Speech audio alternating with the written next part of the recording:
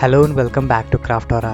तो आज मैं आपके लिए ये पमेरिया फ्लावर लेके आया हूँ। तो इसे मैंने कौन से वेस्ट मटेरियल से ही बनाया है, I am sure it's gonna surprise you. तो इसको मैंने पूरा स्टेप बाय स्टेप आपको बताया है, तो वीडियो को कहीं पर भी स्किप मत करिएगा। चलिए शुरू करते हैं। तो इस फ्लावर के पेटल्स बनाने के लिए मैंने इस तरह की डिस्पोजेबल फोम प्लेट यूज़ करी है। तो हमें इसी में पेटल्स बनाने हैं, तो हमें इस कॉर्नर में इसके पेटल्स काटने हैं ताकि इससे हमें अच्छा सा कर्व मिल जाए। तो पहले मैं मार्कर से इसको ड्रॉ कर लूँगा।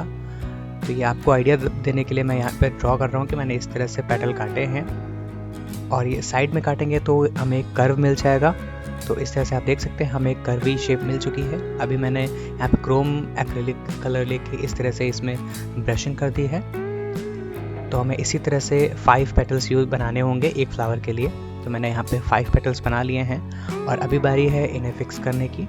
तो मैं यहाँ पे वाइट ग्लू यूज़ करूँगा इसके लिए, और ये मटेरियल काफ़ी हल्का होता है तो ये काफ़ी आसानी से जुड़ जाता है। आप कोई भी ग्लू यूज़ कर सकते हैं। तो हमें इस तरह से 1 बाय 1 इसको ऐड करते जाना है पेटल्स को, और ये हमारे फ्लावर की शेप रेडी हो जाएगी। तो लास्ट वाला हमें इस तरह से ऐड करना है। तो आप देख सकते हैं ये फ्लावर ऑलमोस्ट रेडी है। तो अभी हमें इसे ड्राई होने के लिए रखना है। तो 5-6 मिनट में ये ड्राई हो जाएगा। तो ये रेडी हो चुका है। अब इसकी स्टेम लगाने की बारी है। तो मैं एक ईयरबड यूज़ कर रहा हूँ, और ईयरबड को हम इसमें इस तरह से लगाएंगे। तो इसके बाद मैंने पेपर टेप ले लिया था, और पेपर टेप की एक स्ट्रिप को इस तरह से इसके स्टेम को जोड़ने के लिए मैंने इस तरह से यूज़ किया है, और इससे ये काफ़ी मजबूत हो जाएगा। तो इसको जोड़ने के बाद अभी हमें इस बर्ड को आधा कट कर देना है।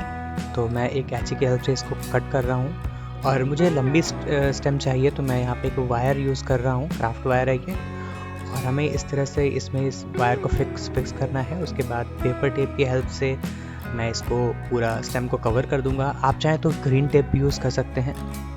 तो ये ऑलमोस्ट हो गया है। इसके बाद मैंने ऑलिव ग्रीन कलर लेके इसके स्टेम को कलर कर दिया था। यहाँ पे मैं एक्रेलिक कलर यूज़ कर रहा हूँ, ये जल्दी ड्राई हो जाता है। तो ये सारे स्टेम लगा के मैंने ये सारे फ्लावर्स रेडी कर लिए हैं। तो ये बिल्कुल रेडी है हमारे ब्यूटीफुल प्लमेरिया फ्लावर्स।